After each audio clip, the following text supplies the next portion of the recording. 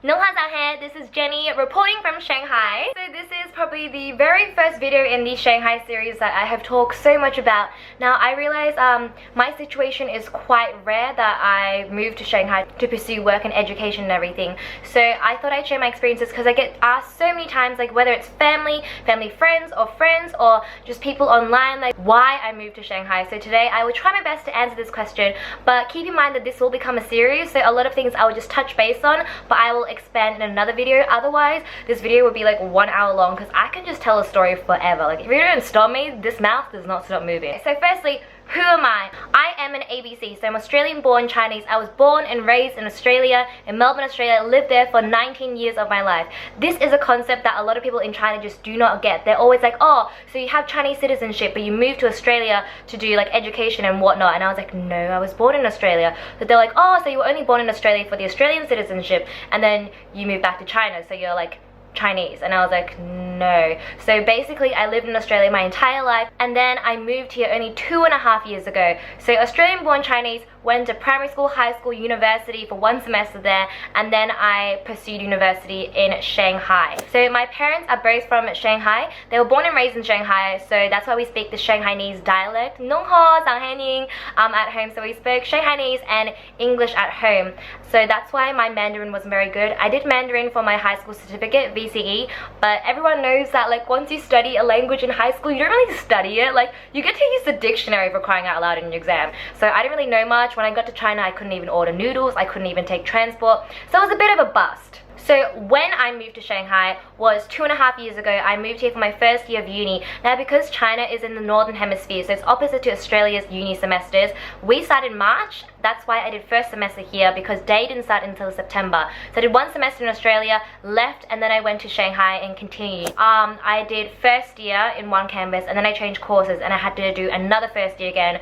So now I've just finished second year, which means I've been here for almost 3 years and I'm just about to start my third year in my course.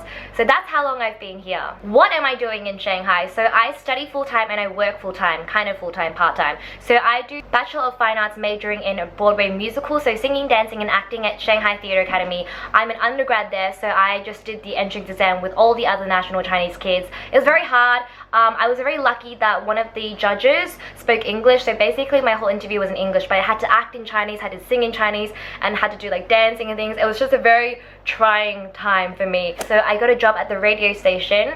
It's a government-run radio station under the SMG Shanghai Media Group. So it's like legit and everything. It's a Western music channel, so I can speak English, Chinese, and Shanghainese on the show. That is where my Mandarin improved the most because I was forced to speak it every single day. So I still work at the radio. I used to work kind of full-time. I was the morning show person, so Monday to Friday 7 till 10 a.m. and then Sundays I had another afternoon show, and now my show has been moved to 10 till 12 p.m. because of school collisions and stuff and the school not letting me skip any more class, but we're sorting that out. And then I also do like hosting for TV shows on the side as well, which comes along like once every now and then, maybe like 2 to 3 times a month. So work full-time and then study full-time. So the big question is why did I move here, which is what my parents asked me to. They were like, you know what, we like immigrated to Australia so you could have a better life and then you just want to go back to Shanghai, like we could have just stayed there the whole time. And I was like, I know mom, and then the culture clash is definitely something crazy. So my dream, my personal dream, was to always do acting and be in the entertainment industry, but mostly for acting.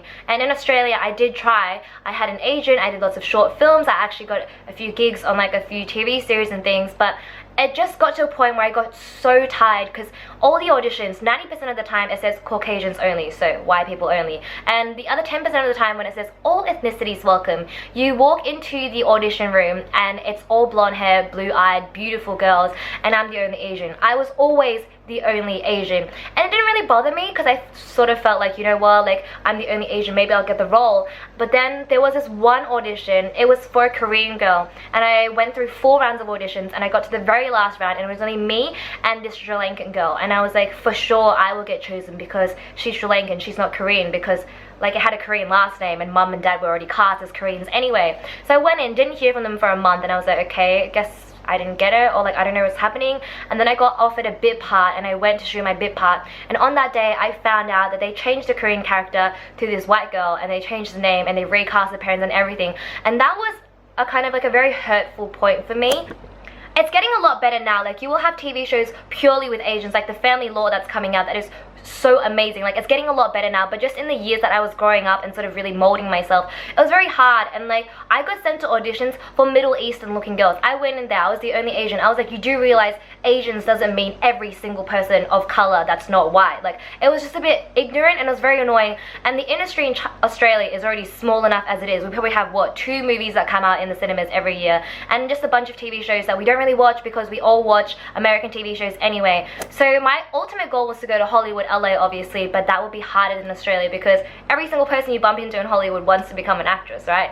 So my mom was like, if you really, really, really want to pursue acting and this is all you want to do in life, give it your best shot, give yourself your best chance and go to China. So I auditioned for the school in China. So why I came to Shanghai was to pursue a career in acting. Now that I'm doing radio and studying, that kind of just got picked up along the way, but the end game is to pursue a career in acting. And right now, I feel like the best place for me to be is in Shanghai. Like, I know Beijing has a lot of film, but Shanghai is more Yangtze, it's more westernized. And if you haven't noticed, a lot of Hollywood films are actually coming to China, coming to Hong Kong, Taiwan to shoot their scenes. And a lot of movies, American movies now, have a lot of Chinese actors in them because, you know, China's got the money. They're going to put a lot of money into it, and they realize that we are a really, really good country for marketing and earning the big bucks. So I feel like I did make the right decision coming here. Of course, it's very hard. Like, every second day, sometimes I just have like doubts that I'm like, you know, missing out on so many things at home and missing out on the luxuries at home that my parents have sacrificed for me and given me. But ultimately, like, I do have a dream, I do have a goal, and there isn't anything else in my life that would interest me as more. Like, I cannot imagine myself becoming a lawyer. I did study law in Australia. No, I would never become a lawyer. I could not get into business. It's just that something that I'm not as passionate as about. It's not that I love acting, it's just I've always been so interested in it. Like, I feel like I need to do it because I feel like I act every day. And if China's going to give me the best opportunities and possibilities, that's where I'm going to be. I'm not going to stay here forever, but wherever the work goes, I will follow. And right now, the work seems to be here. So that's why I moved to Shanghai. I'd love to hear your story, so let me know why you moved to Shanghai. Next video is going to be a cool one. Top 5 best things and top 5 worst things about living in Shanghai. So I want to do a lot more about living in Shanghai, so like apartment hunting, because that's very, very hard. Visas, transport, getting around, eating, like where to live, education-wise, job-wise. So send in your questions. I've had them all written down in my own notebook, and I will start pumping out these videos very regularly, and hopefully I can answer some of your questions, because I really wish that when I moved to Shanghai that I had known about all these expat communities and I had someone to guide me through everything, because my first year in Shanghai was hard. I wanted to move home every single day. So if this video can just help even just a few little people who are moving to Shanghai or moving to another country, just interested in something like this, I really hope it helps you guys. I really hope it helps you guys, because yeah, I wanted something like this for myself when I moved to Shanghai. So I'm giving this to my future selves in case anyone ever needs it, you know? So see you later.